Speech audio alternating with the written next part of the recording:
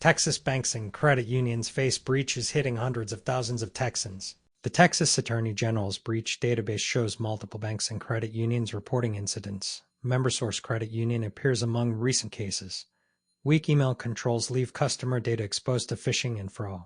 Here are independent cybersecurity audit scores from Audit.emailmemo.com for organizations in this story. Texas financial breaches on the Attorney General's list. The Texas Attorney General's list contains repeated breach reports from banks and credit unions.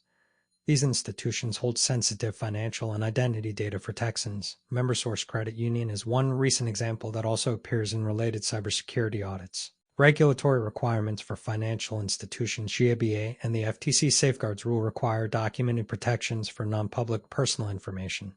SecReg SB adds stricter standards for advisors with a June 3, 2026 compliance deadline for smaller entities. Failure to meet these rules increases legal and operational risk. Email authentication and breach risk.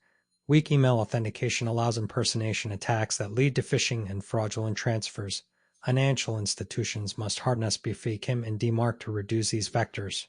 Public breach notices show how gaps in these controls contribute to reported incidents. What the main audit scores actually measure. Audit scores from Audit.emailmemo.com evaluate only email authentication records, including SPFICM and DMARC configurations. They do not measure overall cybersecurity posture, encryption practices, physical security, or compliance documentation. A high score indicates strong email sending controls, but nothing more. Check your Texas institution posture.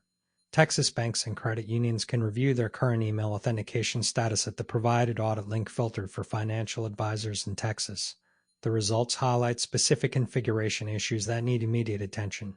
Protecting members requires both regulatory documentation and technical hardening.